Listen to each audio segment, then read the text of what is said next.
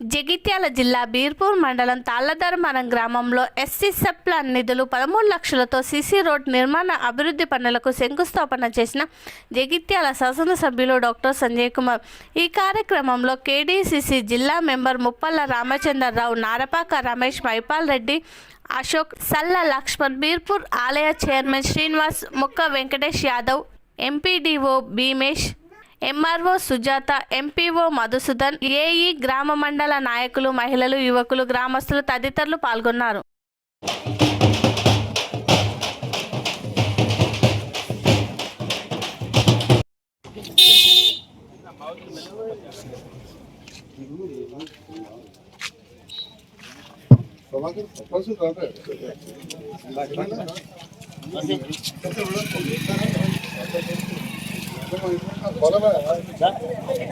ఇప్పుడు నేనే మీకు బలం అవుతా, మీరు కూడా నాకు బలం విన్నారా? మీరు కూడా నాకు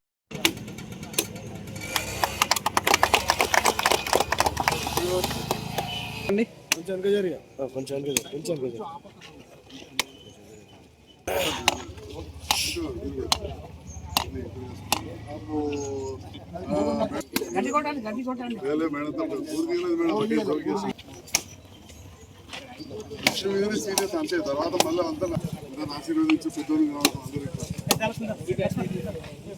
ఇంకా బాధలైన వాళ్ళం కాదే.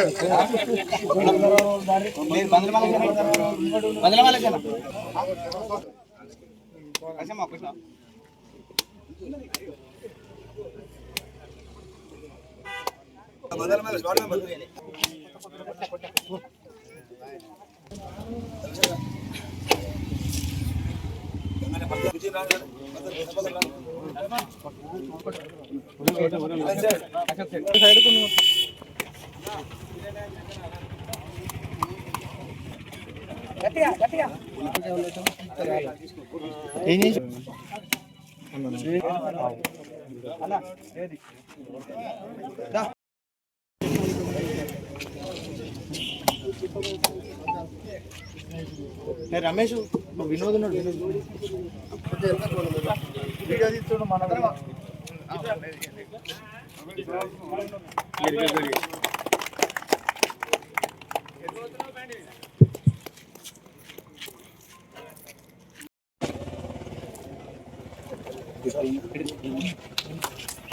బాబు ఓకే సార్.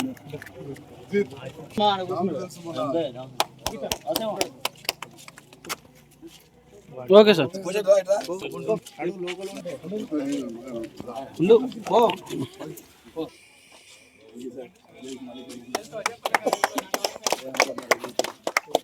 జగిత్యాల నియోజకవర్గంలోని తాళ్లధర్మవరం గ్రామంలో ఈరోజు దళిత వాడకు మంచి సిమెంట్ రోడ్ వేస్తున్న సందర్భంలో భూపూజ కార్యక్రమానికి మమ్మల్ని ఆహ్వానించిన వాడలకు ఏ పదవి లేకుండా అన్నాన్ని అంటుంటాం అని చెప్పి ఎంతమందికి యువకులతో తమ్ముళ్ళు వాళ్ళందరికీ కూడా పేరు పెట్టిన ధన్యవాదాలు.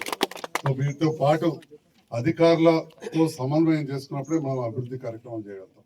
ఇలాంటి సందర్భాల్లో ఈ కార్యక్రమానికి వచ్చేసి వేరే కార్యక్రమం కాబట్టి వెళ్ళిన గౌరవ ఎంపీడీఓ గారికి, గౌరవ తహసీల్దార్ గారికి, ఎంపీఓ గారికి, పంచాయతీరాజ్ ఏఈ గారికి, మిగతా రెవెన్యూ వివిధ శాఖల సెక్రటరీ, ఆర్ఐ, ఇంకా సిబ్బంది ఉంటారు. వారు ఇక్కడ మండల అధికారుల పేరు చెప్పినట్టు వారితో వచ్చిన సిబ్బంది అందరూ కూడా మా నాయకులతోటి మాతో కలిసి ప్రజాక్షేమం కోసం, ప్రజా సంక్షేమం కోసం అభివృద్ధి కార్యక్రమం సహకరిస్తున్న అధికారులకు కూడా నేను హృదయపూర్వక ధన్యవాదాలు ఇస్తున్నాను. అదేవిధంగా పాత్రికేయులు చాలా సంతోషం. తాళ్లధర్మవరం రాగానే పెద్ద ఎత్తున నన్ను తప్పులతో ఎదుర్కొన్నారు, మీ గుండెలలో నన్ను పెట్టుకున్నారు. అభివృద్ధి చేస్తాం. ఇవాళ బ్రహ్మాండంగా చెక్ డ్యాం కట్టాం. అంతా పెద్ద వరద వచ్చింది, ఎక్కడెక్కడో చెరువులు కొట్టుకపోయినాయి, కానీ ఒక నాణ్యతతో కట్టినాం. అది చేసిన మన కాంట్రాక్టర్ కావచ్చు, ఇంకెవరైనా కానీ అందరికి తెలుసు. మరి అందరు కూడా అభినందనలు. అంటే ఎన్నో సంవత్సరాలకే లేని చేయగల జరిగింది. కొందరు పనిచేసి ఇబ్బంది కూడా పడుతున్నారు, బయట పడగొట్టాలి. ఉదాహరణకు రేఖలపల్లి శ్రీనివాసరావు చెప్పి ఆ కాంట్రాక్టర్ చేయమన్నాడు, ఈ సాగుడు చేయమన్నాడు, బిల్లు దాకా 3 ఎకరాలు అమ్ముకున్నాడు. బాధ అనిపిస్తుంది. ఇట్లా ఇంకా చాలా మందికి కావద్దని చెప్పి ప్రభుత్వంతో కలిసి పనిచేస్తూ ఇవాళ చాలా మందికి కూడా అన్ని విధాలు సహకారం చేస్తున్నాం. కొందరు అంటారు ఎమ్మెల్యే సాబ్ ఇంకేదో దానికి వేయండు అది ఇది మాట్లాడుకుంటారు. మీ అందరికి తెలుసు ఇండ్లు జాగాలు నాకు ఎన్ని లెక్కలు ఎన్ని ఉన్నాయో గడియార కడికలు పెడితే అంతర్గాడికలు పెడితే హైదరాబాద్లో అనుకూలాలు ఉన్నాయి, కరీంనగర్లో కూడా ఉన్నాయి. లేకపోతే మేమేం చేస్తాం నా కుటుంబంలో అవన్నీ మేము ఎలక్షన్ అప్పుడు చూపిస్తాం, నాకు చూపిస్తాం, బరాబర్ చూపిస్తాం. మా అత్తగారు ఉంటేమో బిడ్డ ఉంటుంది, నాకు ఎవరున్నారో బామ్మలు. కాబట్టి అనేటోళ్ళు నువ్వు మాట్లాడుతుంటావు, దాన్ని పట్టించుకోవాల్సిన అవసరం లేదు. ఒక బిడ్డ పెళ్ళి అయిపోయింది, మొదలు చెప్పినా ఇంకోసం పనిచేస్తాను, కాళ్ళు నొప్పున్నా ఆగలేదు. వచ్చినాం ఇవాళ ఒక మంచి దవాఖాన పెట్టించినాం, బడి చేయించినాం, రోడ్లు వేయించినాం. నిన్న కూడా నేను ముఖ్యమంత్రి దగ్గరికి వెళ్ళి నిన్న కూడా మన దళితవాడకు కమ్యూనిటీ హాల్ ఇవ్వాలి, మండలంలో ప్రతి గూడానికి ప్రతి దళితవాడకు ఒక ఎస్సీ ఎస్టీ కమ్యూనిటీ హాల్ ఇవ్వాలని చెప్పుకోవడం. ఎందుకంటే ఎస్సీ ఎస్టీ సప్లై నిధులు వేరే ఉంటాయి, ఇవ్వడం జరిగింది. వారు కూడా పాజిటివ్గా ఇప్పుడు నేను చెప్పిన మా వాళ్ళు చేస్తే మా వాళ్ళు పక్కగా వచ్చి కూడా ప్రచారం చేస్తారని చెప్పిన నిజం మాట చెప్పిన ఇవాళ కూడా వస్తున్నారు వారు. సో కాబట్టి అందరు సహకారంతో గౌరవ ముఖ్యమంత్రి అందరితో కూడా కలిసి పనిచేయడం జరుగుతూ ఉంది.